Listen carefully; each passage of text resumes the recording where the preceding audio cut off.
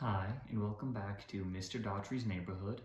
And today, our last section of tonight, before we end the program, will be Viewer Mail, in which you, the viewer, write to me, Donovan Daughtry, your neighborhood-friendly freshman, and ask me about your life, make some comments, or just want to talk in general.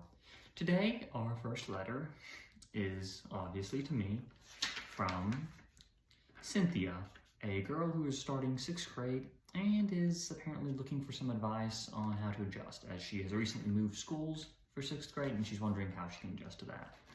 The first thing I recommend is getting friends while you're there. It's important to build relationships any part in life, and especially so young and so early. So I recommend sitting next to somebody, telling them your name, asking their name, and trying to hit it off from there, looking at similar interests, common things, or just see if you guys are alike. And just from there, try to see how far you can go.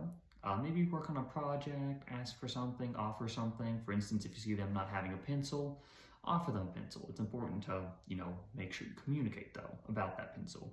Because a lot of these conflicts that can start, especially so young or even later in life, because even adults, believe it or not, have bad communication. And even teenagers like myself can sometimes be terrible at it. Communicate about it. Even small things like say, hey, I will give you this pencil. However, you have to return to me before next block, or you can have it until tomorrow, for instance, and give it back to me when you first see me.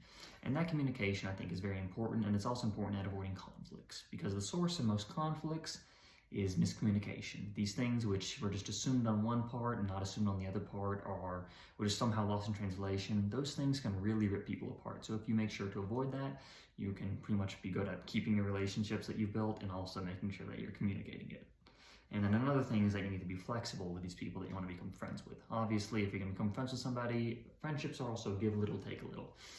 For instance, if you're sitting at the same table and you guys are having to eat lunch in there because of some reason, maybe be like, hey, I'm going to clean off the desk next time if you clean it off next time.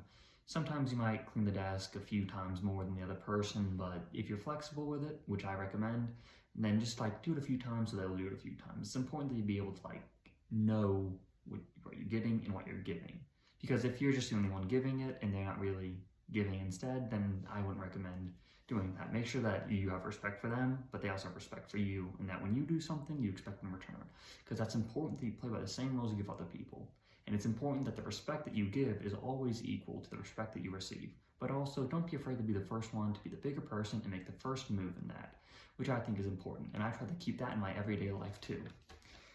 And I think that's all the advice I can give for you, Cynthia. Make sure to write me back and tell me how that went, because I am very interested in these things and I want to make sure that what I gave was good. And that's all the time we have for tonight. Good night.